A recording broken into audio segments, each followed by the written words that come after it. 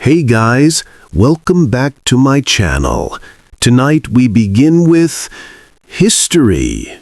And not the kind they forced you to memorize in school with endless dates and battle names. No, we're taking the soft, late-night route. You're here to relax, to drift off, and to quietly marvel at just how bizarre the lives of royals and nobles could be. Usually while they were too inbred to even hold a fork properly.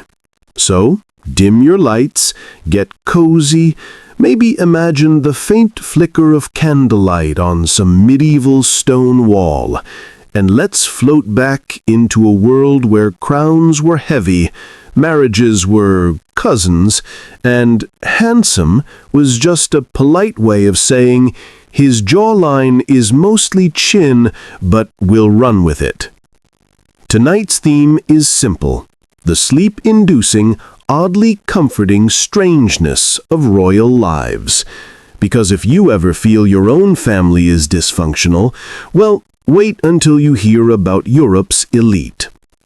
A warm-up with Charles II of Spain. Let's begin with one of the undisputed champions of dynastic inbreeding, Charles II of Spain, often called El Hechizado, or the Bewitched. And yes, that was an actual royal nickname. Imagine going down in history as the Cursed One. Not great branding. Charles was born in 1661, and let's just say things didn't start strong. He was the final, crumbling product of generations of Habsburg inbreeding. By this point, the family tree wasn't so much a tree as it was a very confused shrub, bending back on itself. His famous Habsburg jaw? Charles perfected it. His lower jaw was so enlarged that eating and speaking were basically part-time jobs for him. He could barely chew, which might explain why he looked perpetually exhausted.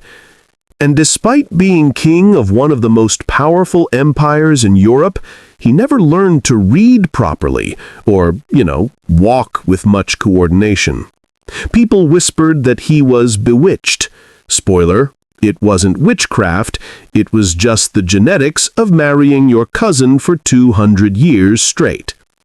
So, by the time Charles reached adulthood, well, adulthood in technical age, not in actual development, the poor man was in terrible health. His legs were weak, his body was frail, and his court spent years trying to marry him off in hopes he'd produce an heir, because, of course, they did.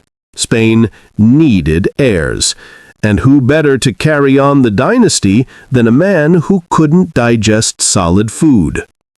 Charles married twice. Both marriages were failures.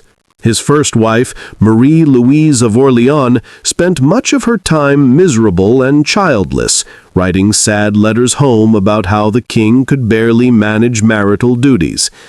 His second wife, Maria Anna of Neuburg, was chosen because she came from a famously fertile family. The idea was basically, well, maybe fertility is contagious. It wasn't. Charles died in 1700 at the age of 38, looking more like 78 and without a single child. His autopsy revealed his body was essentially collapsing from within. His heart was tiny, his lungs corroded, his intestines rotting, and his head was full of water. Yes, full of water. The Habsburg dynasty ended with a royal water balloon. But, hey, at least he left us with one of the most fascinating cautionary tales about why you don't keep marrying your niece. Let's glide over to the French court. Since Charles's inbred misery is a bit heavy, let's lighten things with the French Bourbons, who, shockingly, weren't much better. Take Louis XIV, the Sun King.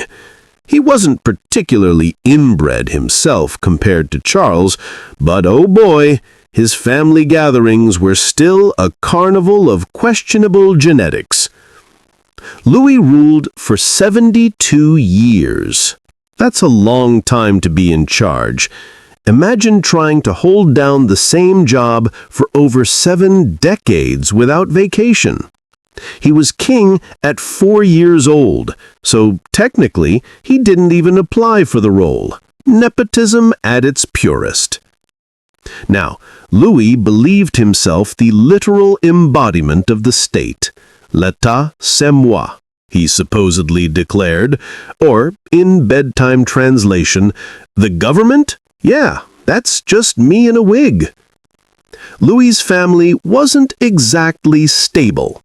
His brother, Philippe, Duke of Orléans, had the habit of dressing in women's clothing, which scandalized everyone except Philippe himself, who frankly had a fabulous time. Philippe's marriages were predictably awkward. His first wife, Henrietta of England, died mysteriously. Poison was suspected, but so was just, well, living in 17th century France, where medicine was leeches and prayers. Louis, meanwhile, filled his court at Versailles with mistresses, dozens of them. He collected mistresses the way modern people collect scented candles, and while it made Versailles lively, it also created an entire subclass of illegitimate children running around. Some were later legitimized, others ignored. All in all, not a great recipe for dynastic clarity. And the best part? While Charles II of Spain had literally no heirs, Louis had so many descendants that for a time almost every Catholic throne in Europe could trace a bloodline back to him. It's like the royal version of overcompensating. Royal children, spoiled, sickly, and sad. Since bedtime stories often have children, let's peek at royal kids. Spoiler, they weren't adorable. Take Mary, Queen of Scots. She became queen when she was 6 days old. Imagine being so young you can't hold your head up, but technically you're running a kingdom. Naturally, she had regents doing the actual work, but still, 6 days old. She probably had more crowns than teeth. Royal children were often raised less like kids and more like decorative objects. They were dressed in elaborate clothes, taught multiple languages, and usually married off before they even hit puberty. Because what says childhood joy than a 9-year-old bride? They were also notoriously unhealthy. Centuries of cousin marriage meant weak immune systems. Tuberculosis, measles, smallpox, you name it, they got it. Many didn't survive past adolescence, which made royal succession look less like a family plan and more like a chaotic game of musical chairs. Back to inbreeding, because it always comes back. Let's drift to Austria for a moment, where the Habsburgs weren't done embarrassing themselves after Charles II of Spain.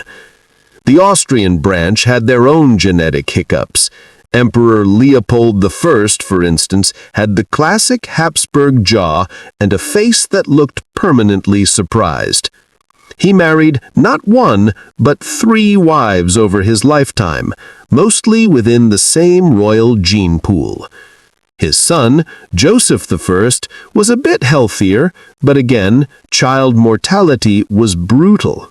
The royal line was basically a dice roll. You never knew if the heir would be strong and capable or too sickly to climb stairs. It got so bad that eventually the European powers had to sign treaties basically saying, okay, if the Habsburgs run out of heirs again, let's not start a giant war over it this time. Spoiler, they did anyway. Wrapping tonight's first drift. So as you nestle into your pillow, think of poor Charles II of Spain, trying to chew his dinner with a jaw designed like a medieval nutcracker, or Louis XIV, who thought Versailles needed 300 fountains, but somehow never figured out indoor plumbing. Or the countless royal children dressed like porcelain dolls, coughing into lace handkerchiefs while adults argued about their betrothals. If your life ever feels dysfunctional, remember, at least your parents probably didn't draw up your marriage contract before you were old enough to walk. And with that, we'll let the first chapter of our sleep-inducing royal saga rest, because we've got many more bizarre dynasties to drift through. But for now, let's stay calm, stay drowsy, and float gently into the... Part 2. Queen Victoria's very dysfunctional family tree. Welcome back, drifters. If you're still awake, congratulations. If you've already nodded off, well, that's sort of the point. Tonight, we're moving from the inbred disaster shrub of the Spanish Habsburgs over to the Victorian era. Don't let the stiff portraits and frilly dresses fool you. This was one of the most dysfunctional royal families ever, and their legacy still lingers in Europe's bloodlines today. Yes, we're talking about Queen Victoria, a monarch so influential that an entire age was named after her. And yet, her private family life looked less like the stability of an empire and more like an ongoing soap opera. Victoria herself, the grumpy matriarch. Queen Victoria was born in 1819, and by all accounts, she was not an easygoing woman. She was small in stature, barely 5 feet tall, but made up for it by being perpetually stern. Her diaries are full of blunt remarks about people's appearances and personalities. She once described her own newborn child as very ugly, a classic maternal touch. When she became queen at 18, she shocked everyone by actually being good at the job. Sure, she had a stubborn streak and was wildly dramatic, but she outreigned almost everyone in her era, holding the throne for 63 years. She also produced 9 children, because apparently ruling half the globe wasn't exhausting enough. Her husband, Prince Albert, was her first cousin, because of course he was. Royal matchmaking at this point was basically speed dating among cousins at family reunions. They married in 1840, and Victoria immediately fell madly in love with him. She adored Albert. She also adored bossing him around, though Albert, being a proper German prince, insisted on running things behind the scenes. When Albert died in 1861, Victoria was devastated. She plunged into deep mourning, wore black for the rest of her life, and spent decades sulking in various palaces. The British public grew tired of their queen hiding like a professional recluse, but Victoria didn't care. She had a grief aesthetic, and she was sticking with it. The 9 children, spoiled and strategically married. Now, here's where things get fun. Victoria and Albert's 9 children weren't just a family, they were a dynasty-building project. Their goal was to marry their offspring into every major royal house in Europe. Think of it as dynastic colonization, one marriage at a time. Their children were Victoria, Princess Royal, nicknamed Vicky. She married the German Emperor Frederick III, becoming German Empress for a whole 99 days before her husband died. Rough luck. Still, her son Wilhelm grew up to be the German Kaiser Wilhelm II. You know, the guy who helped kick off World War I. So, thanks, Vicky. Edward, the 7th, the playboy heir, who spent most of his life waiting for Victoria to finally die. She lived so long that by the time Edward became king, he was already a portly middle-aged man with a passion for eating, smoking, and mistresses. He was basically a Victorian Garfield, if Garfield also wore a crown. Alice. She married into the German House of Hesse. Her daughters included Alexandra, the last Tsarina of Russia. Yes, that one married to Nicholas II, the guy executed in a basement with his entire family in 1918. Family dinners must have been awkward in hindsight. Alfred, he ended up as Duke of Edinburgh and also managed to become Duke of Saxe-Coburg and Gotha in Germany. Alfred had a drinking problem, which was basically tradition by this point. His family line fizzled out after World War I because anti-German sentiment and monarchy don't mix well. Helena, not particularly glamorous, she married a minor German prince and stayed quietly in the background.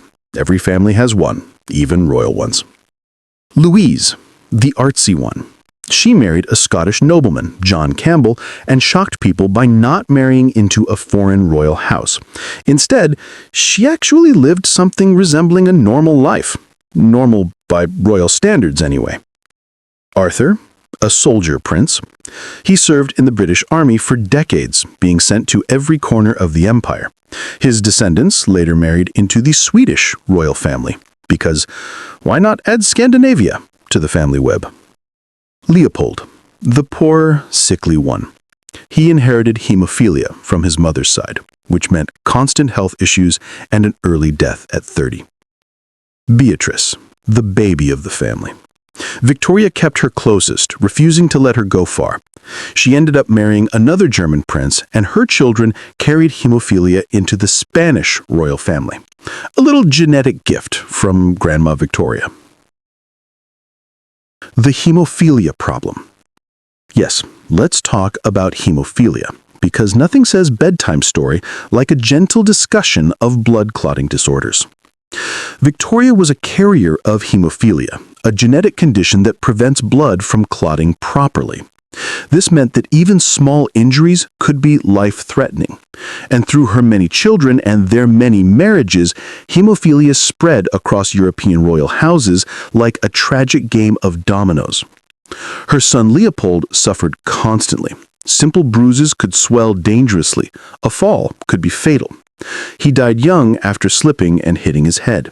Through Alice and Beatrice, the disease entered Russia and Spain. In Russia, Tsarevich Alexei, son of Tsar Nicholas II and Alexandra, was famously a hemophiliac. His condition became such a royal crisis that Alexandra turned desperately to the mystic Rasputin, believing he could heal her son. Spoiler, he could not. But he did take advantage of the situation to gain terrifying influence over the Russian court, indirectly helping destabilize the monarchy. So yes, the Russian Revolution, in a roundabout way, can be traced back to Queen Victoria's blood. Sleep well with that thought. Victoria's matchmaking. Victoria herself took matchmaking very seriously. She wrote endless letters to her children, lecturing them on duty, marriage, and behavior. She micromanaged their love lives with all the subtlety of a helicopter parent who also happened to be queen. She once wrote to her eldest daughter Vicky about childbirth, scolding her for complaining. After all, Victoria herself had 9 kids. In her mind, pregnancy was just the royal equivalent of a slightly annoying hobby. She also liked to brag about her matchmaking skills, proudly calling herself the grandmother of Europe, which, in fairness, she literally was. By the early 20th century, her descendants were on the thrones of Britain, Germany, Russia, Norway, Greece, Romania, and Spain. Family Christmas gatherings must have required a stadium. But having half of Europe related by blood didn't exactly prevent wars. If anything, it made them more awkward. When World War I broke out, it was essentially a giant family squabble. King George V of Britain, Kaiser Wilhelm II of Germany, and Tsar Nicholas II of Russia were all first cousins, grandsons of Victoria. Instead of sorting things out over tea, they opted for 4 years of trench warfare. So, yes, even being blood relatives couldn't stop them from tearing Europe apart. Cousins will argue, but in this case, millions of people paid the price. Victoria's later years, the ultimate grumpy grandma. In her later years, Victoria leaned fully into the role of cranky matriarch. She was demanding, stubborn, and occasionally sentimental. She formed a controversial friendship with her Indian servant, Abdul Karim, which scandalized the court. They thought it improper for the queen to be so fond of a low-ranking outsider. But Victoria didn't care. She was queen, and she would keep whoever she wanted around to read her Urdu poetry. She also grew endlessly frustrated with her children, constantly telling them how to run their lives and sulking when they didn't listen. Imagine a 5-foot-tall elderly woman in permanent black mourning dress shaking her head at her descendants muttering, "You're all doing it wrong." That was Victoria's final aesthetic. She died in 1901 at the grand old age of 81. By then, she had 37 great-grandchildren scattered across Europe, carrying her blood, her stubbornness, and unfortunately her hemophilia. The sleepy takeaway. So as you settle deeper into your pillow, here's the thought. Queen Victoria may have ruled the mightiest empire on earth, but her family was a tangled web of tragedy, illness, and marital drama. Her descendants became kings, queens, emperors, and empresses, and in the process, they dragged Europe into one of its darkest centuries. But through it all, Victoria herself just kept frowning from under her black veil, scribbling notes about how everyone was uglier than she expected. If your family has drama, don't worry. At least you're not related to half the continent and genetically responsible for a world war. Small comforts. And with that, let's float away from the Victorian soap opera, because next up, we'll drift over to another set of royals who turned dysfunction into an art form. The Romanovs, a family so tragic they make even the Habsburgs look cheerful. Hey again. If you're still with me, congratulations. You've made it through Spanish inbreeding disasters and Victorian matchmaking meltdowns. And now we drift further east to Russia. The Romanovs, a dynasty that managed to blend over-the-top imperial luxury with, well, tragedy so constant it feels almost scripted. If there were ever a royal family destined to become the subject of bedtime stories, the quiet, sad kind, it's them. Nicholas II, the reluctant last emperor. Let's start with Nicholas II, the final Tsar of Russia. He wasn't supposed to be history's most tragic monarch. In fact, he just wanted a quiet life, maybe raising a family, occasionally wearing a fancy uniform. Unfortunately for him, destiny plopped the Russian Empire, vast, unstable, and simmering with revolution, right into his lap. Nicholas became Tsar in 1994 after the sudden death of his father, Alexander III. Problem? Nicholas had absolutely no preparation for the job. His own cousin once said Nicholas was wholly unfit to reign, which, to be fair, is not the review you want on your imperial resume. Nicholas was polite, soft-spoken, and dutiful. He was also stubborn, indecisive, and clung to the belief that autocracy was divinely ordained. In other words, the worst possible combination for leading Russia through the chaos of the 20th century. He believed ruling like it was still the 1600s would work just fine. Spoiler, it did not. Alexandra, the anxious empress. His wife, Alexandra Feodorovna, was born a German princess, one of Queen Victoria's many grandchildren. That makes her yet another thread in Victoria's Grandmother of Europe web. Alexandra was shy, intensely religious, and plagued by nerves. Russians never warmed to her. They thought she was cold, arrogant, and, worst of all, foreign. Alexandra, meanwhile, had zero political instincts and no talent for charm. She spent much of her time isolated, fretting about her children, especially her son, Alexei. And then there was her obsession with mysticism. Which brings us inevitably to a certain bearded man. Ah, yes, Grigory Rasputin, a Siberian peasant turned mystic who looked like someone who hadn't bathed since the invention of soap. He wandered into the Romanovs' lives claiming to be a healer, and, to everyone's horror, he actually seemed to help. The imperial heir, Tsarevich Alexei, suffered from hemophilia, the genetic curse gifted by Grandma Victoria. Minor injuries left him in excruciating pain, sometimes near death. Nothing worked. No doctors, no treatments. But when Rasputin prayed over Alexei, the boy seemed to improve. Historians still debate why. Maybe Rasputin's calm presence reduced Alexandra's panic, which in turn calmed Alexei. Maybe he simply told the doctors to stop giving the poor child aspirin, which, fun fact, thins the blood. Whatever the reason, Alexandra became convinced Rasputin was divinely sent. This was awkward, because Rasputin also drank heavily, bragged about seducing women, and generally behaved like a drunk uncle who crashed the palace and never left. The Russian nobles were horrified, but Alexandra insisted he was holy. And the more people criticized him, the more she clung to him.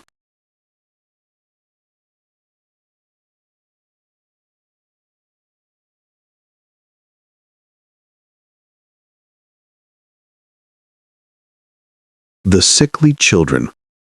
Let's pause on the Romanov children, because royal kids are always part of our sleepy pattern, and in this case, they were both adored and doomed. Nicholas and Alexandra had 5 children, 4 daughters, Olga, Tetiana, Maria, and Anastasia, and 1 precious son, Alexei. The daughters were raised in relative simplicity.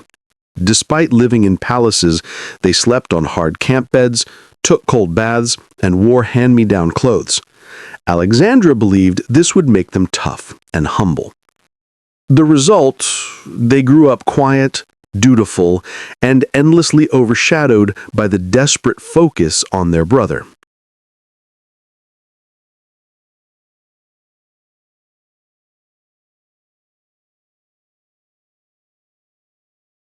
The Russian court. Now, picture the Russian court. Glittering balls, golden palaces, chandeliers, endless champagne, and behind it all, a family trapped in perpetual anxiety. Alexandra refused to appear in public. Nicholas kept making stubborn political mistakes, and Rasputin lurked in the background like an unwashed shadow. The Russian people were starving. Revolutionaries were agitating. And what did the imperial family do?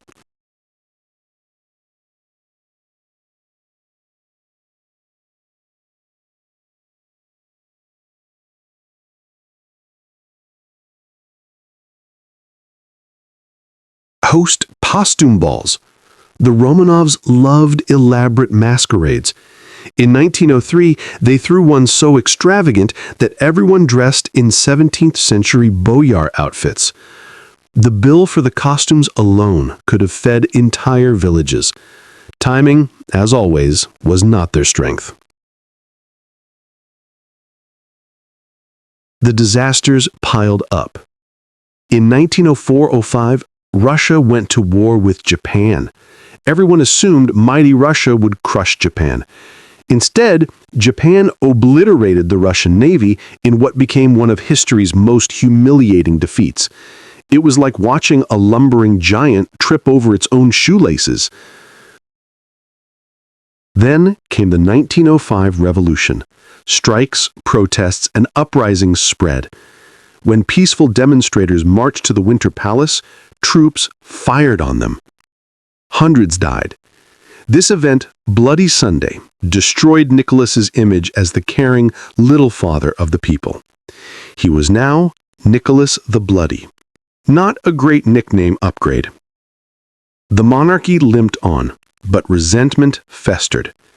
Alexandra clung harder to Rasputin, Nicholas clung harder to autocracy, and Alexei's illness only deepened the sense of doom. World War I. The fatal mistake. When World War I broke out in 1914, Nicholas decided he would personally lead the Russian army, which sounds noble, except he had zero military experience. He abandoned Petrograd, St. Petersburg, for army headquarters, leaving Alexandra effectively in charge of the government. Cue disaster. Alexandra, already unpopular, relied almost entirely on Rasputin for advice. Ministers were hired and fired at his suggestion. Rumors spread that the German-born empress was a traitor, secretly helping Germany win.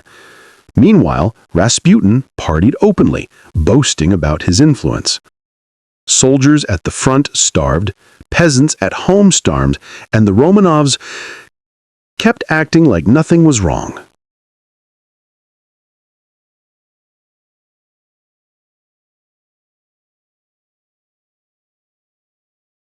The Rasputin problem solved. Sort of. Eventually, nobles had enough of Rasputin. In December 1916, a group of them decided to kill him, and because this is Russia, they did it in the most dramatic, overcomplicated way possible. They poisoned his wine and cakes. He didn't die. They shot him. He fell, then got back up. They shot him again. He fell, then staggered out the door. Finally, they tied him up, tossed him in a freezing river, and only then did Rasputin die. It sounds like a horror film, but really it was just an overlong murder of a peasant mystic who smelled like onions. Alexandra was devastated. Nicholas shrugged.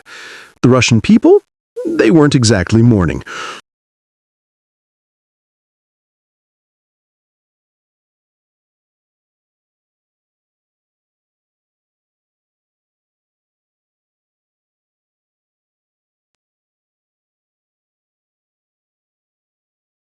The end of the Romanovs.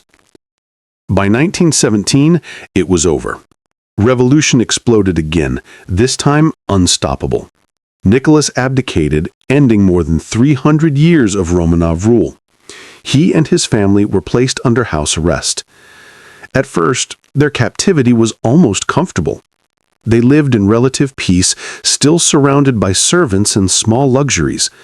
But as the Bolsheviks gained... Part 4. The Habsburg Cousin Maze. Welcome back, fellow insomniacs. If you've been following along, you've floated through Charles II of Spain, the Victorian family web, and the Romanovs' tragic fairy tale. Now, we drift back west, to Austria and Spain, where the Habsburgs perfected the art of turning family reunions into long-term experiments in genetics. The Habsburg dynasty. A brief reminder. The Habsburgs were ambitious, very ambitious, and they had a very specific method for staying powerful. Marry your relatives, again, and again, and again. The basic idea was simple. Keep wealth, land, and power in the family. The problem, of course, was that this meant the same DNA kept recycling itself. Over generations, this led to what historians quietly call the Habsburg jaw problem. It's not cosmetic. It's a physical manifestation of repeated inbreeding. Lower jaw protrusion, dental crowning, and sometimes even difficulties with chewing and speaking. By the time Charles II of Spain came along, the Habsburgs had been at it for centuries. Charles was essentially the final experiment, weak, sickly, and the living embodiment of maybe marrying your niece isn't ideal. Charles II revisited. Let's linger on Charles a little longer, because his story is both tragic and oddly comforting. Charles's parents were uncle and niece. His grandparents were first cousins. His great-grandparents, also married within the family. You get the picture. The Habsburg family tree was more like a spiral than a tree. Charles was born in 1661, and from the start, life wasn't kind. He was small, weak, and suffered from numerous physical and mental disabilities. His jaw, famously protruding, made eating a struggle. His digestive system was barely functional. And yet, he was king. Because, well, someone had to carry the crown. He married twice in an attempt to produce an heir, but it didn't work. Not because of lack of effort. He tried. But because generations of inbreeding had left him infertile. His death at 38 marked the end of the Spanish Habsburg line, which triggered a European power struggle known as the War of Spanish Succession. So yes, Charles II is a prime example of dynastic overplanning. His family kept thinking, maybe we can fix it with another cousin marriage. Spoiler, they couldn't. Austrian Habsburgs, the royal puzzle. Meanwhile, over in Austria, the Habsburgs were playing the same game.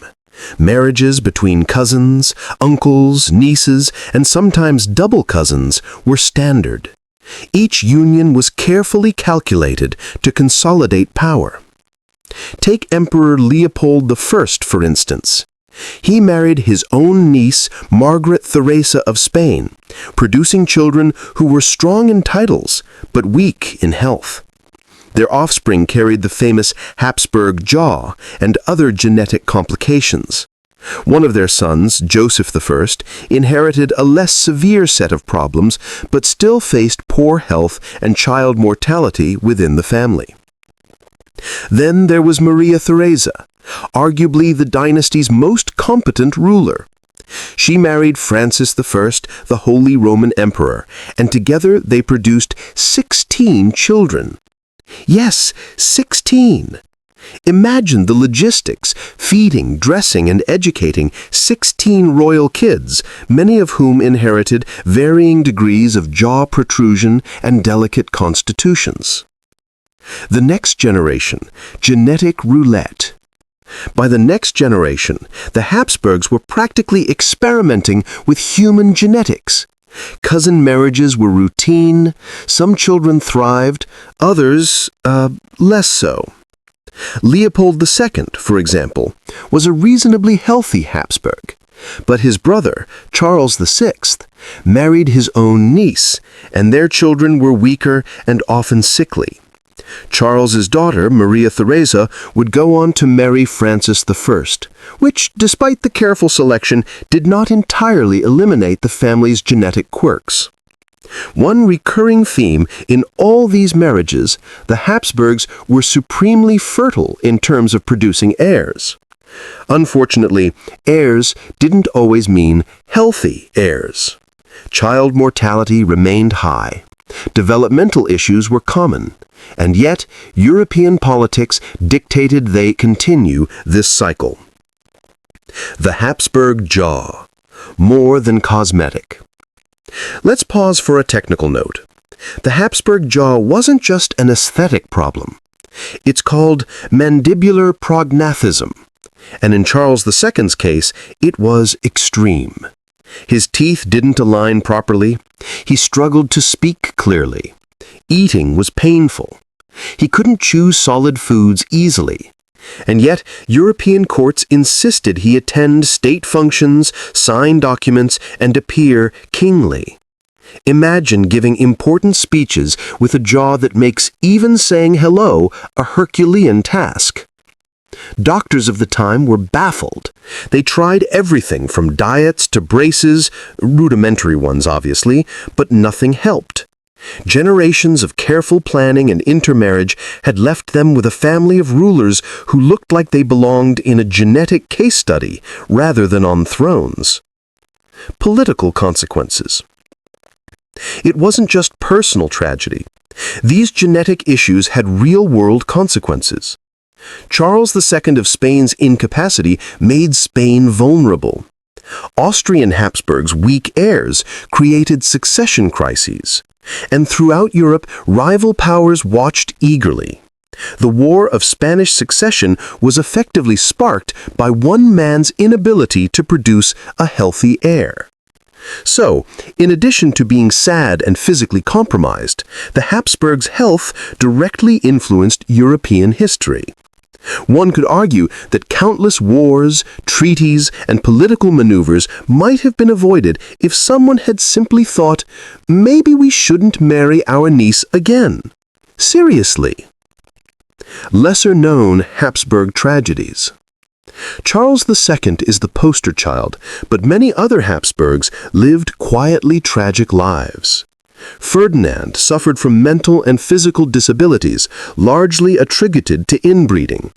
He could hardly manage affairs of state without advisors constantly intervening. Maria Corina of Naples married Ferdinand IV of Naples. Their marriage was politically brilliant, but personally miserable, producing children who were frail and emotionally troubled. Leopold II's children included sickly heirs who died young or were incapable of ruling effectively, perpetuating dynastic instability. In each case, the dynasty's obsession with keeping power in the family ironically weakened their ability to wield it. Habsburgs and the public. Interestingly, the Habsburgs' physical peculiarities were widely noted by outsiders. Ambassadors, diplomats, and visiting nobles often commented on the peculiar appearance of the family members. Some were polite about it.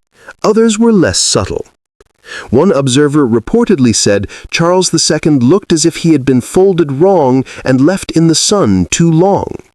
Another noted that their children seemed unable to chew their own ambitions, let alone food.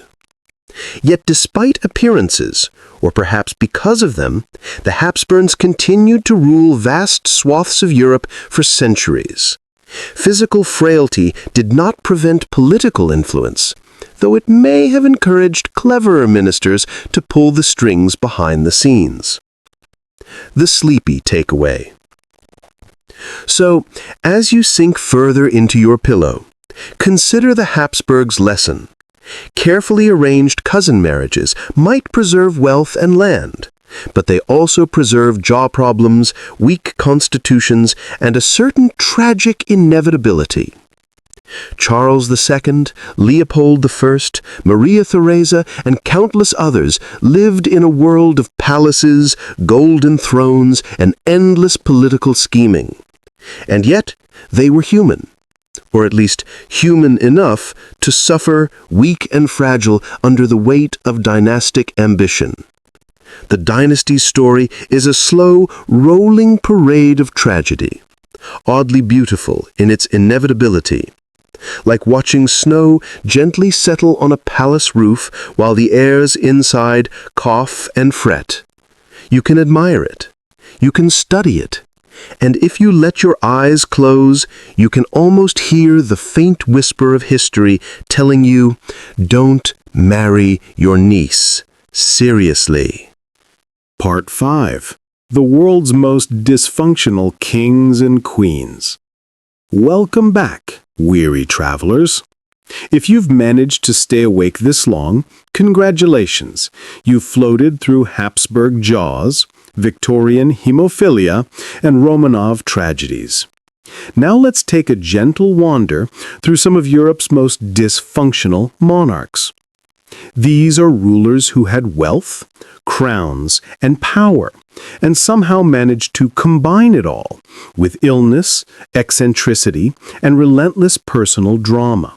Think spoiled, sickly, and sometimes just plain odd. Perfect for a slow bedtime journey. Louis XV of France, the lazy son. Let's start with Louis XV, the great-grandson of Louis XIV.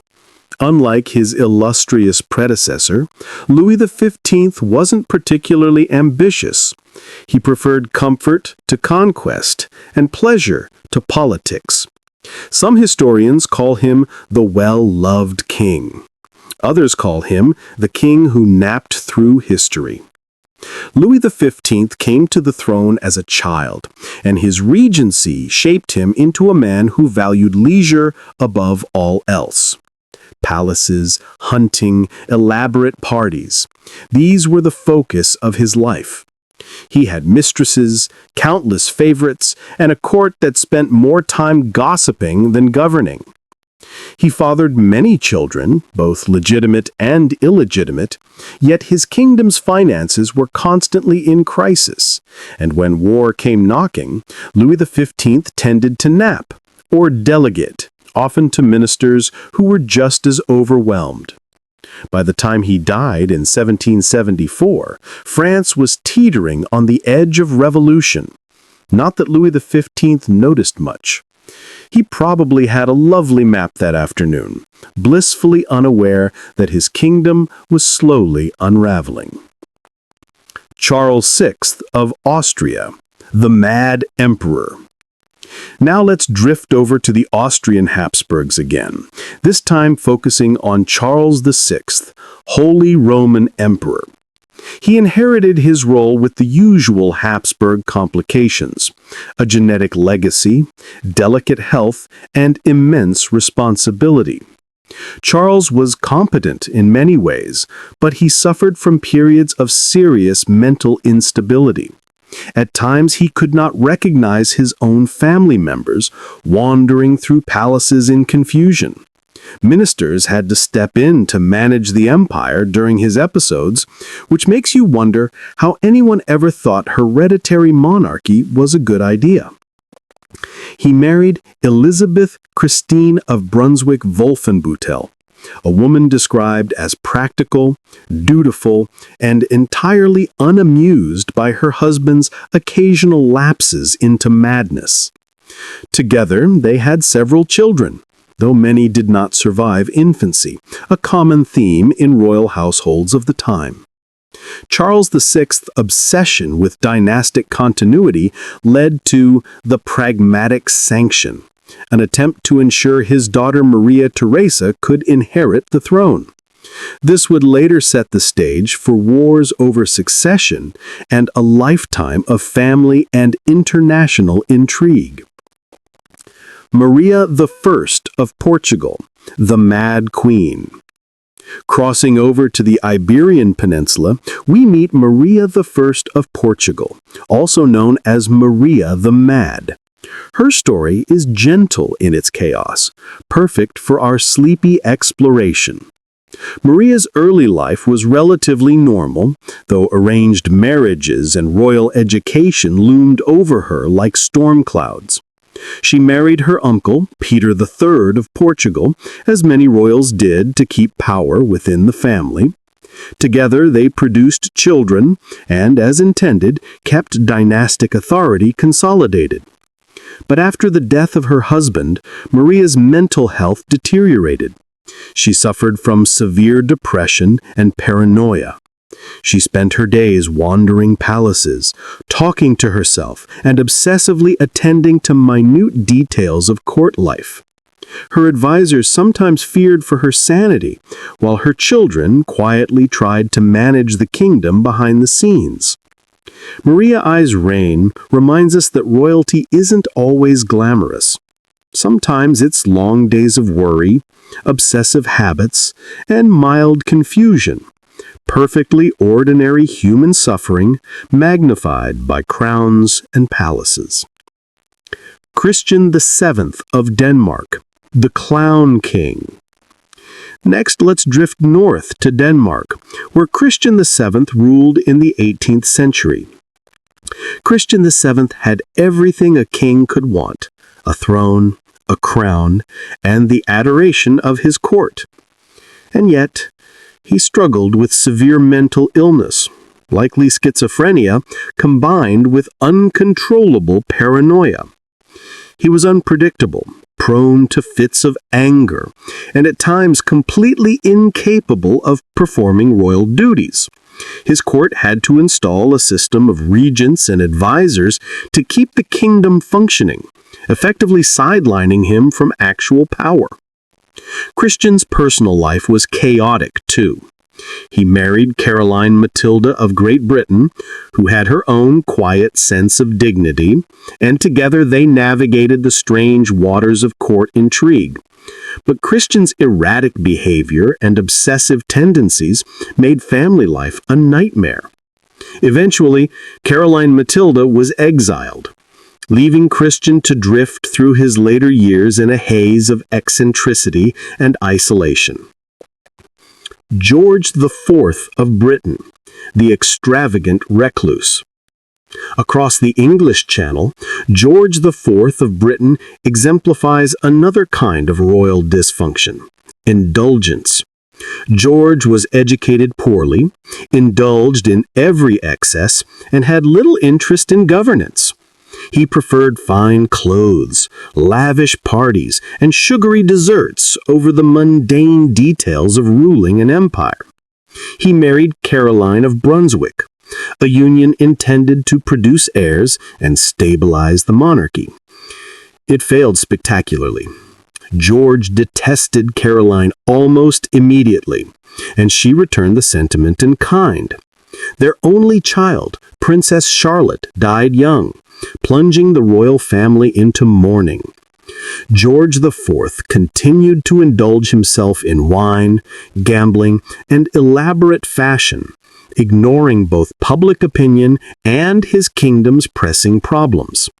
When he died in 1830, the nation collectively sighed in relief. He was a monarch who lived entirely for himself. And perhaps that's one of the quieter lessons of royal history. Power does not necessarily equal wisdom. Frederick II of Prussia, the philosophical eccentric. Let's drift east again to Frederick II, also known as Frederick the Great. Frederick was a brilliant military strategist and enlightened thinker, but he had his quirks. He never married and had no direct heirs, preferring the company of philosophers, musicians, and talented generals. His personal life was eccentric. He adored French culture, music, and literature, often clashing with his conservative Prussian advisors. Frederick's family drama was quieter than some monarchs, but no less significant. His dynasty relied on his careful grooming of successors and military campaigns rather than conventional family continuity. Common threads in dysfunctional monarchs. If you step back and look at these monarchs collectively, a pattern emerges. Health and genetics.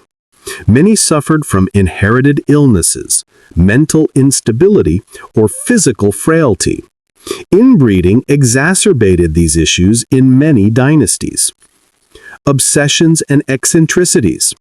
From napping monarchs to mystic-obsessed empresses, odd personal habits were common. Family drama. Marriages often created more tension than stability. Children were neglected, overprotected, or saddled with dynastic expectations. Political consequences. Personal quirks, illness, or incapacity often shaped policy, sometimes destabilizing nations. In other words, royal dysfunction wasn't just entertaining. It shaped history.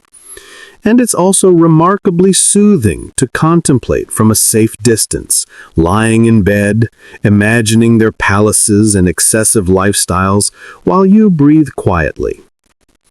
Gentle reflection. As you drift further into slumber, think of these monarchs as characters in a slowly unfolding tapestry of human weakness and ambition. Louis XV napping through history, Charles VI wandering in confusion, Maria I talking to invisible courtiers, Christian VII flailing helplessly while regents whispered in Part 6. Sad, sickly, and spoiled. Medieval royal children. Welcome back, night travelers. If you're still awake, or just barely, then congratulations. You've navigated Habsburg jaws, Victorian hemophilia, Romanov tragedies, and Europe's most dysfunctional monarchs. Now we gently drift backward in time, to a period when crowns were heavy, castles drafty, and royal children, well, they were both fragile and absurdly pampered. Childhood in the Middle Ages, a strange paradox. Medieval childhood was nothing like today. For ordinary children, life was harsh. Work started young, disease was rampant, and survival was never guaranteed. But for royal children, it was almost the opposite. They were protected, isolated, and spoiled, yet simultaneously fragile. They were wrapped in silk, educated in Latin, and sent to courtly tutors. And yet sickness, plague, smallpox, measles could strike at any moment, and their immune systems were often weak from overprotection. This created a strange paradox. Royal children were both insulated and incredibly vulnerable. They had everything money could buy, and yet, sometimes, nothing could save them. Henry VI of England, the Child King. Henry VI of England and France in the 15th century became King of England at just 9 months old. Imagine that. An infant with a crown, while regents handled wars, taxes, and rebellions on his behalf. Henry was frail and sickly. His childhood was dominated by tutors, political intrigue, and ceremonial appearances. He could not be expected to make decisions, yet the fate of England depended entirely on him. He grew into a gentle, bookish man, unprepared for the brutality of politics. His lack of assertiveness eventually led to civil war, the Wars of the Roses, where rival branches of his own family sought the throne. And yet, he remained surprisingly kind and mild-mannered, qualities that earned him the nickname Henry the Mad after periods of severe depression. So, here's the medieval lesson. Fragile children, overprotected by parents and advisors, can sometimes inherit the weight of an entire kingdom, and it's exhausting, even to imagine. Louis XIII of France. Sickly and sulky. Moving south, Louis XIII of France was another example. He became king at the age of 9 after his father died, leaving the country under the guidance of his mother, Marie de Medici. Louis XIII was weak as a child, prone to illness, and emotionally withdrawn. Tutors tried to train him in leadership, yet the young king often sulked or withdrew into his chambers. By adolescence, he developed the traits that would define his reign: indecision, introversion, and a tendency to let powerful ministers control the country while he remained aloof. Childhood weakness, in other words, had long-term consequences. The habits of a sheltered, fragile upbringing carried through into adulthood, affecting governance, marriage, and family dynamics. Philip IV of France. Overprotected and overshadowed. Philip IV, also known as Philip the Fair, offers another glimpse into royal childhood paradoxes. His upbringing was designed to ensure power, tutors, formal education, and strict supervision. Yet Philip was constantly ill. He struggled with fevers, digestive issues, and recurring infections. Overprotection limited his physical development, while the constant political pressure, shaping a boy into a future king, added mental strain. His marriage to Joan I of Navarre was arranged when they were both children. While the union was politically convenient, it also reinforced the pattern of childhood as dynastic chess piece, where personal desires were irrelevant. The combination of illness, isolation, and duty created a quiet, unspoken melancholy, a subtle tragedy common among medieval royals. The role of wet nurses and tutors. Royal children were rarely raised directly by their parents. Mothers were often busy with political responsibilities, leaving the care of infants to wet nurses and nannies. Tutors educated them, while mentors instilled loyalty, etiquette, and religious devotion. Wet nurses were critical influence. They could save a child from death by proper feeding, or inadvertently transmit disease. Some children developed intense attachments to their caregivers, often replacing the parental bond. Tutors were equally influential, shaping intellect and moral habits.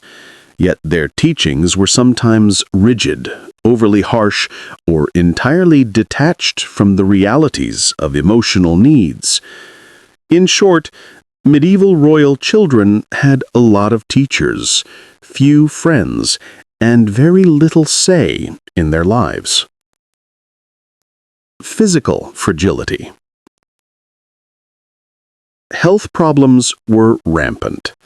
Royal children were prone to infectious diseases, measles, smallpox, whooping cough, nutritional deficiencies. Despite abundance, imbalanced diets caused rickets or anemia. Genetic disorders, especially in families practicing cousin marriages. We've seen this with the Habsburgs. Psychological stress, extreme isolation, constant supervision, and dynastic pressure created anxiety, depression, or unusual habits. Many children died young. Infant mortality among royals was high, even higher than for ordinary children in some periods. Families often expected loss, treating survival as miraculous rather than guaranteed. Richard II of England, the child prodigy. Richard ascended to the throne at just 10 years old following the death of his grandfather, Edward III. He was precocious, intelligent, and accustomed to attention, but he was also fragile and emotionally sensitive. The young king was heavily shielded from politics, yet constantly reminded that he bore the kingdom's fate. His sensitivity eventually became perceived as weakness. By adulthood, Richard developed the reputation for being capricious, indulgent, and erratic, a direct consequence of a childhood spent being both protected and overexposed. Royal children and education. Royal education was rigorous, sometimes exhausting. Latin, religion, history, military theory, and courtly etiquette were taught from a very young age. Play was minimal. Mistakes were harshly corrected, and personal preferences were subordinated to dynastic priorities. Even leisure was staged. Tournaments, falconry, or pageants often doubled as training in strategy, diplomacy, or public performance. Childhood, in short, was a rehearsal for adulthood, and often a very stressful one. Spoiled yet restricted. One might assume that royal children, with all their wealth, were happy and carefree, but their luxury came with constraints. Limited mobility. Castles were isolating. Travel was dangerous and strictly supervised. Social pressure. Every word, gesture, and expression was scrutinized. Marriage plans. Long before they could understand love, children were promised to foreign dynasties. Emotional isolation. Parents were distant or preoccupied, and siblings could be rivals as much as companions. It's a strange mix. Pampered materially, deprived emotionally, and burdened politically. No wonder so many grew into adults with quirks, anxieties, or eccentricity. Part 7. Every time royal marriages went genetically wrong. Welcome back, gentle night traveler. By now, we've drifted through Habsburg jaws, fragile children, and tragic monarchs. Now, let's float into the curious, quiet world of royal genetics, where dynasties believed the solution to political stability was marrying cousins, nieces, and occasionally great-aunts. And as history shows, this often ended badly. The logic of royal inbreeding. It might seem bizarre, but in the eyes of European monarchs, cousin marriage made sense. Keep power in the family. Land, wealth, and thrones stayed secure. Avoid political alliances with outsiders. Foreign influence could be dangerous. Preserve the purity of the royal bloodline, a concept that sounds elegant but often backfired genetically. The unintended consequence: hereditary illnesses, physical deformities, infertility, and short lifespans became common. These families were effectively running long-term, high-stakes genetic experiments with themselves as test subjects. Charles II of Spain, revisited. We've met him before, but let's linger a little longer. Charles's parents were uncle and niece. His grandparents were first cousins. He inherited all this concentrated Habsburg DNA, and it didn't go well. Charles was extremely weak, infertile, and suffered from multiple physical deformities. His jaw protruded, his spine curved, and his health was fragile. He was incapable of producing an heir, which triggered the War of Spanish Succession, reshaping European geopolitics.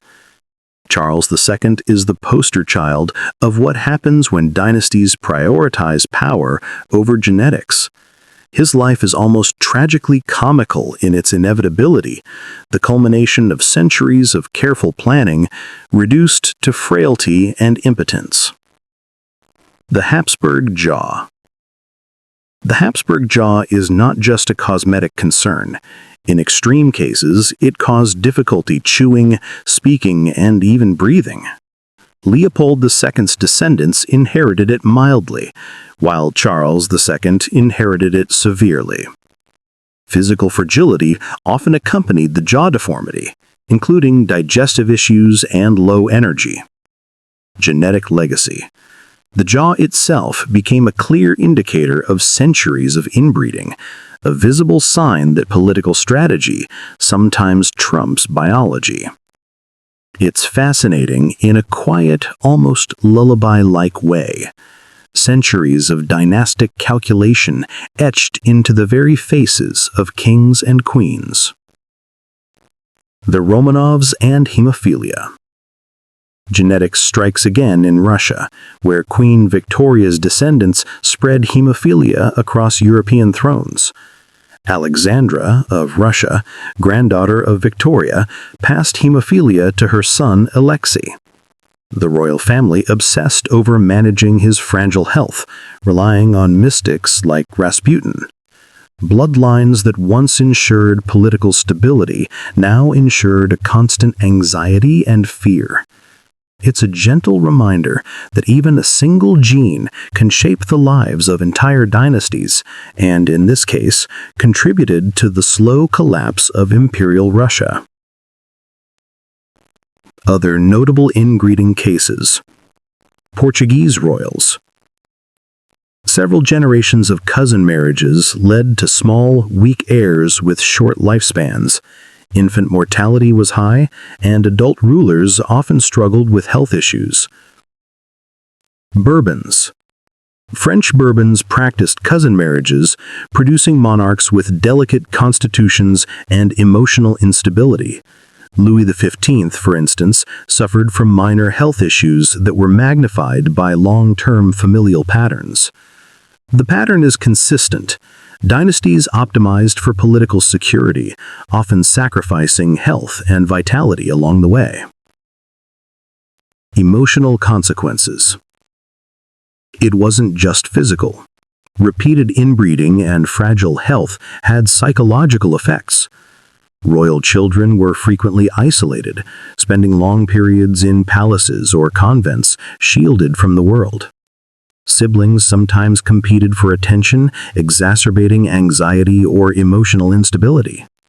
Parents, aware of fragile constitutions, could be overprotective or obsessive, creating further psychological pressure.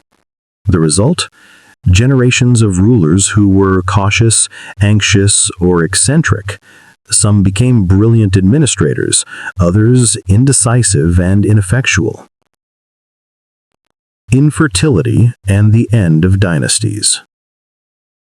Repeated cousin marriages often led to infertility, directly threatening dynastic continuity. Charles II of Spain couldn't produce an heir. Some Habsburg-Lorraine children had reduced fertility. Even healthy monarchs sometimes inherited subtle reproductive issues from prior generations.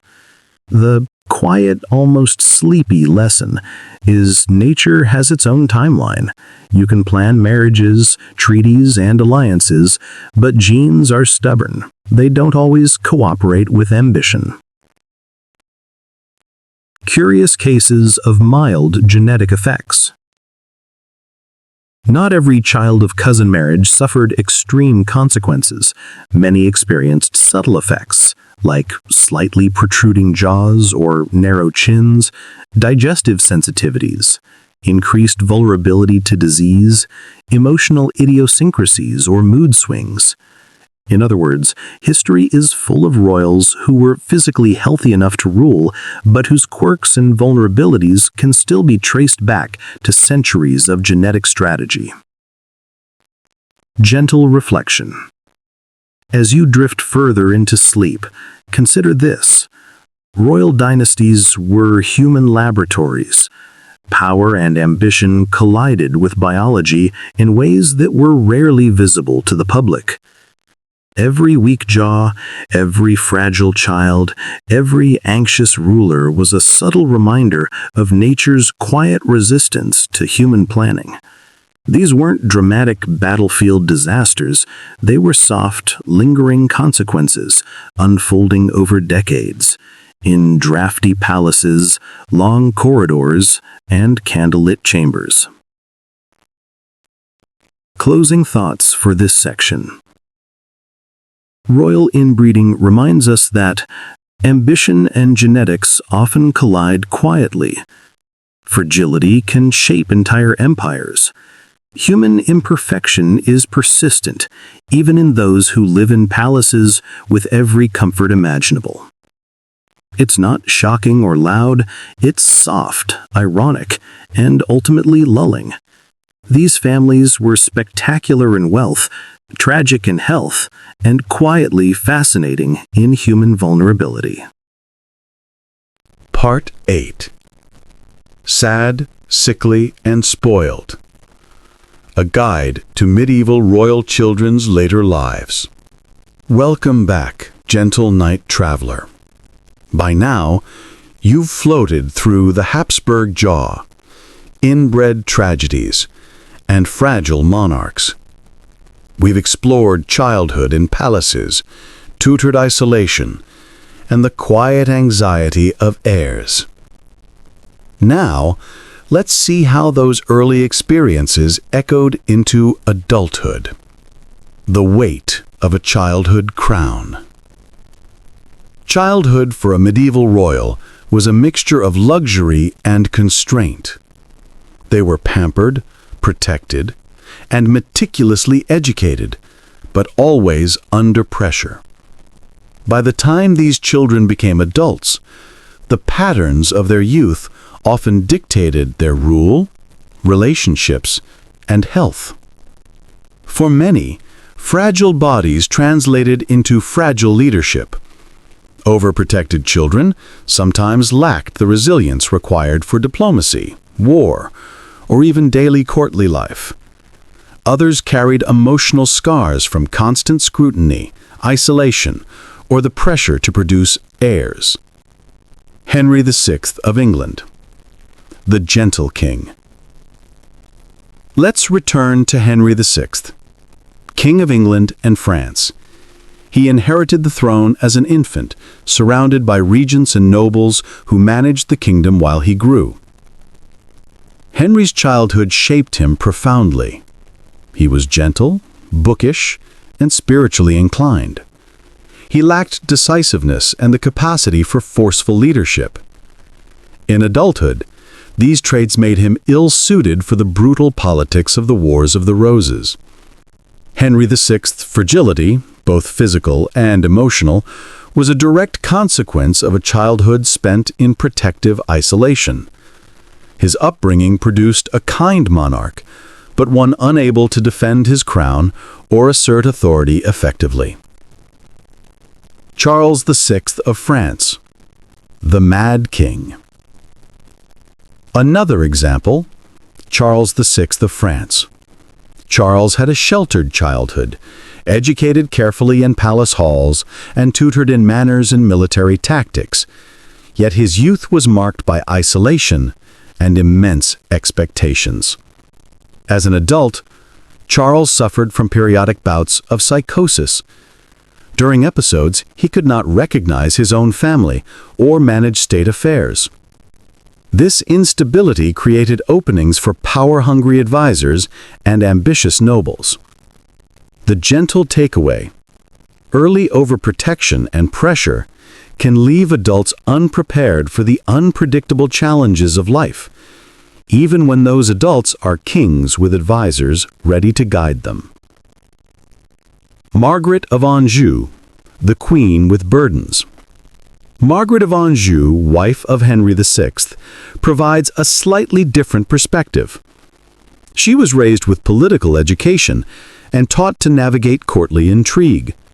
Her childhood, like many royal daughters, emphasized diplomacy, strategic thinking, and social grace. She grew into a strong, intelligent woman, yet she was constantly constrained by expectations, bear heirs, support her husband, and manage political crises. Her childhood's preparation allowed her to act decisively, but it also reinforced a life dominated by duty over personal freedom. Louis XIII of France, fragile and prone. Louis XIII is another case where childhood fragility extended into adulthood. Weak as a child, often sickly, and intensely supervised, Louis developed a reserved and cautious personality. As king, he relied heavily on advisors, most notably Cardinal Richelieu. His childhood shaped him to be dependent, cautious, and sometimes indecisive. Yet the early lessons in etiquette, statecraft, and ritual also allowed him to maintain a stable monarchy in a turbulent period, though he personally remained physically and emotionally delicate. The impact on marriage. Royal childhoods also shaped marriage dynamics. Many adult monarchs struggled with intimacy, trust, and familial relationships because their youth emphasized duty over affection. Edward VI of England, trained intensely in religion and statecraft, struggled to navigate personal relationships. Mary, Queen of Scots, raised in France as a child, experienced an intensely curated upbringing that prepared her for political strategy but left her emotionally constrained. Philip IV of France and other fragile kings often married for political convenience, producing heirs under pressure rather than affection, continuing the cycle of childhood expectations. Spoiled or overprotected. It's interesting to consider whether these children were truly spoiled or merely overprotected. Luxury and constant attention could coexist with limited freedom, rigorous supervision, and relentless expectation. Materially, royal children had everything. Palaces, tutors, clothing and food were abundant. Emotionally, they often had little agency. Choices about play, study, travel, and marriage were made by adults. Physically, illness or genetic fragility compounded limitations. The result, adults who were sometimes charming, sometimes eccentric, often delicate, and occasionally catastrophically unprepared for the demands of rulership. Patterns in adulthood. Across Europe, a few patterns emerge in adults shaped by overprotected or fragile childhoods. Health fragility. Chronic illness or weakness persisted, affecting rule, stamina, and sometimes lifespan. Emotional sensitivity.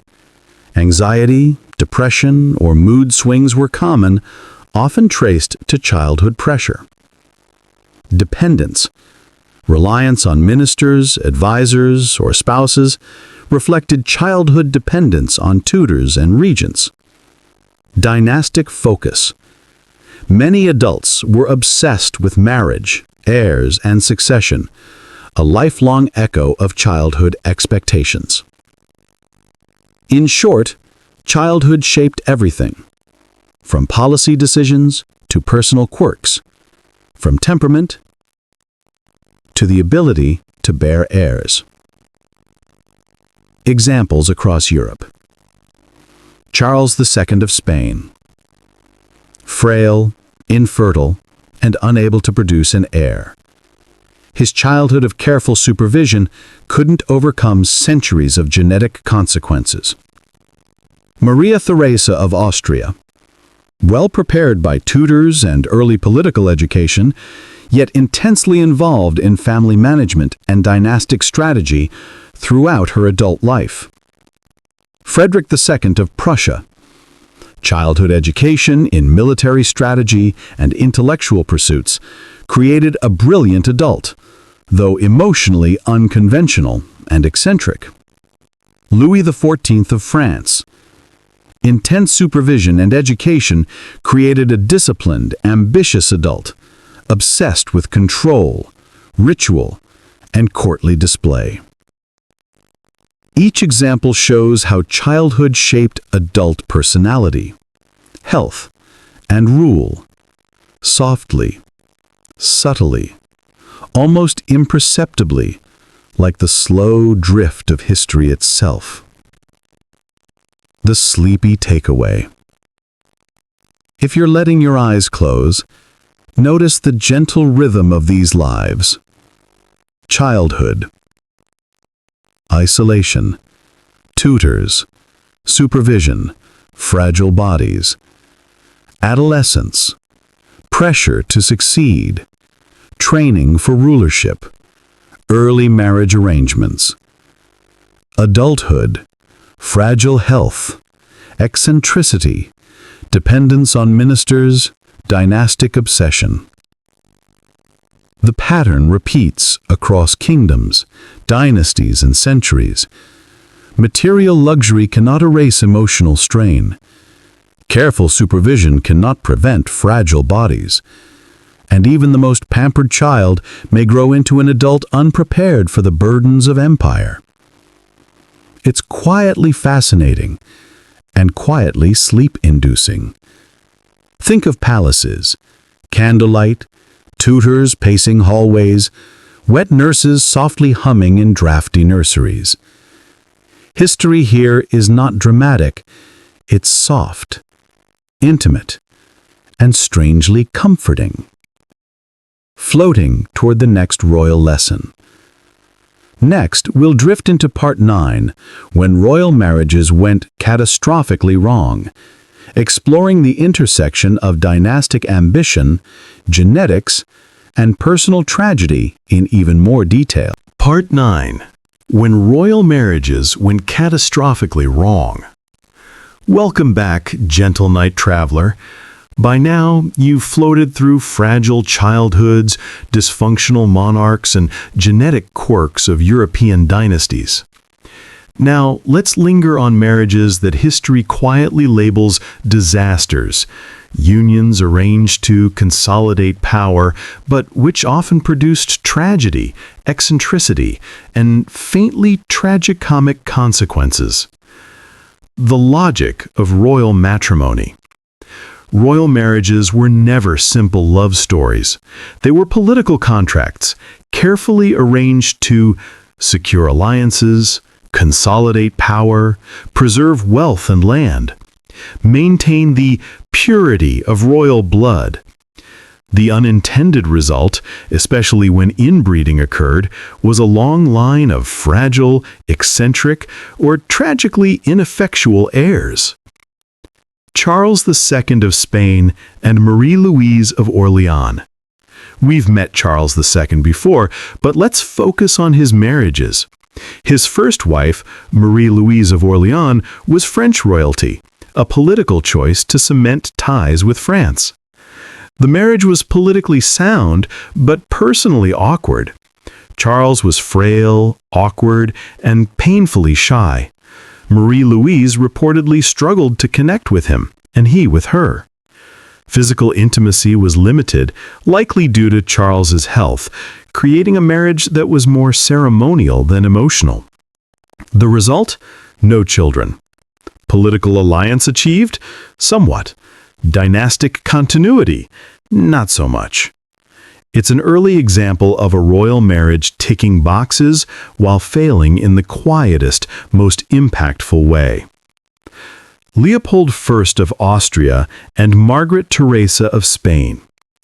Leopold I, Holy Roman Emperor, married Margaret Teresa, his niece, in the tradition of keeping dynasties tightly knit. The match was politically brilliant. It reinforced ties between Spain and Austria, maintained Habsburg dominance, and theoretically strengthened claims across Europe. The marriage produced children, but health issues were rampant. Infant mortality, fragile constitutions, and subtle deformities plagued the offspring. Margaret Teresa herself had delicate health and died relatively young. Here's the quiet, tragic pattern. Power and diplomacy succeeded. Human happiness, health, and longevity? Less so. Mary, Queen of Scots, and Francis II of France. Crossing to Scotland and France, Mary, Queen of Scots, married Francis II of France. The marriage, arranged when Mary was just 15, was intended to cement alliances and strengthen claims against England. Francis II was equally young and inexperienced, and the marriage quickly became overshadowed by illness and political instability. Francis died at 16, leaving Mary a widow and political pawn. The union had achieved some diplomatic objectives, but at immense personal cost. Mary's story reminds us that these marriages often carried long-term consequences for individuals who were, in essence, children forced into adulthood before they could truly understand their roles. Queen Victoria and Prince Albert, a rarely normal marriage. Even when royal marriages appeared harmonious, quirks and tragedy lingered. Victoria and Albert married with mutual affection, but their union was still dominated by dynastic concerns. They meticulously arranged the marriages of their children, producing a generation that spread across Europe, sometimes with disastrous genetic consequences like hemophilia in the Russian line. The lesson? Even happy royal marriages could quietly propagate fragility, health issues, and dynastic pressure across generations. The Bourbon disasters. The French Bourbons had their share of marital missteps. Louis XVI and Marie Antoinette, married for alliance between France and Austria, but personal incompatibility, youth, and political pressure made the union fraught. Louis XVI's indecision and Marie Antoinette's social missteps contributed to revolutionary tensions centuries later. Other Bourbon unions often repeated cousin marriages, producing heirs with fragile health, emotional volatility, or both. The quiet irony: meticulous dynastic planning often amplified personal and political fragility rather than preventing it. Portugal's cousin marriages. Portuguese royals frequently married within the family, creating a pattern of fragile children, high infant mortality, and genetic vulnerability.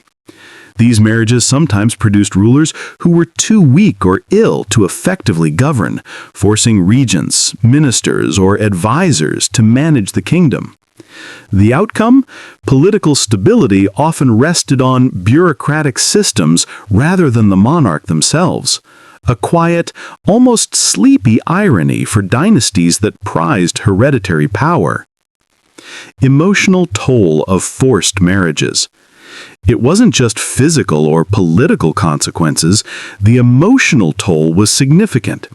Many royal spouses felt isolated in palaces filled with protocol and attendants, experienced anxiety, depression, or melancholy, struggled to form authentic emotional bonds, were pressured to produce heirs, often before adulthood. These pressures echoed across generations, creating a feedback loop of fragile health, emotional strain, and dynastic concern. The subtle comedy of disaster. Some royal marriages had quirks that historians note with a faintly ironic smile. A king too shy to consummate the marriage properly, a queen whose health deteriorated under courtly stress, children born weak, eccentric, or fragile, continuing the cycle. These moments are not shocking, they are soft, understated, and oddly comforting in their predictability. They remind us that history isn't just dramatic battles, it's subtle patterns of human limitation unfolding over decades. Lessons in genetics and dynasties. Repeated cousin marriages often magnified genetic issues. Habsburg jaw, extreme facial deformities resulting from generations of inbreeding. Hemophilia, passed quietly across European lines from Queen Victoria. Fragile constitutions, weak immune systems, short lifespans, susceptibility to disease. Each case is a quiet whisper from history. Dynastic planning can override biology, but biology quietly asserts itself anyway. Gentle reflection. As your eyes grow heavier, picture the scene. Palaces, long corridors, candlelight flickering against portraits of ancestors, and the quiet drama of royal marriages unfolding over decades. Infants swaddled, tutors pacing halls, children pressured to marry cousins or foreign royals, fragile heirs appearing at court, attended by physicians and wet nurses, monarchs trying to reconcile duty with health, happiness, and personal desire. It's a rhythm slow enough to lull even the most alert mind. History as a soft, melancholy lullaby. Closing thoughts. Royal marriages, carefully planned for power, often produced fragile children, emotional strain, political vulnerability, and long-term genetic consequences. And yet, these stories are quiet, intimate, and strangely comforting. They unfold over decades, not hours, and remind us that ambition and biology rarely align perfectly. History, in this sense, is a gentle river. Dynastic planning meets human limitation, producing small tragedies, subtle ironies, and quiet stories that drift softly into the night. Part 10. The most inbred monarchs in European history. Welcome back, weary traveler. If you floated with me through fragile children, eccentric rulers, and disastrous marriages, then you're now ready for the final drift, a quiet meditation on inbreeding, dynastic obsession, and its soft, inevitable consequences across European history. The Habsburg legacy. We've mentioned the Habsburgs before, but now let's linger on the depth of their inbreeding. For centuries, they married cousins, nieces, and sometimes more distant relatives, all in the name of preserving power. The consequences? Charles II of Spain, frail, infertile, and with the infamous Habsburg jaw, perfectly embodies the culmination of centuries of genetic strategy. Earlier Habsburgs exhibited subtler effects: slightly protruding jaws, digestive fragility, mild mental instability. The dynasty's obsession with blood purity eventually compromised the very stability they sought to protect. Imagine corridors filled with generations of royals, each one slightly weaker or more eccentric than the last. It's a slow-motion story of human fragility wrapped in silk and gold. The Spanish Bourbons. The Bourbons, who ruled France and Spain, also practiced cousin marriages. Over time, these unions created subtle vulnerabilities: fragile health in heirs, emotional volatility, often manifesting as indecision or temper, reduced fertility, forcing new dynastic strategies or political marriages. Their story is a quieter echo of the Habsburgs, human ambition meeting the immutable rules of genetics. The Portuguese royal line. Portuguese monarchs, like their Iberian neighbors, favored close kin unions. Consequences included high infant mortality, fragile rulers, often requiring regents or ministers to manage the kingdom, long-term genetic consequences that made each generation slightly less robust than the last. Yet, as with other dynasties, these were slow, quiet tragedies, felt over decades rather than in single dramatic events. Emotional consequences of inbreeding. Physical frailty wasn't the only issue. Emotional and psychological effects often mirrored genetic vulnerabilities. Anxiety or depression stemming from fragile childhoods. Dependency on advisors or spouses due to lack of robust resilience. Quirks and eccentricities amplified over generations. The pattern repeats across Europe. Wealth and power cannot override biology, and dynastic planning can't prevent the slow erosion of human vitality. The quiet irony. Perhaps the most sleep-inducing aspect of these stories is the irony. Generations of careful planning, alliances, and power consolidation often produced monarchs too weak to rule effectively, dynasties that depended on bureaucrats and regents, fragile heirs that extended the cycle of careful supervision and cautious upbringing. It's a rhythm that repeats softly over centuries, a lullaby of ambition and biology, slowly, inevitably shaping the course of history. Closing reflection. As you drift further into slumber, picture the scene one last time.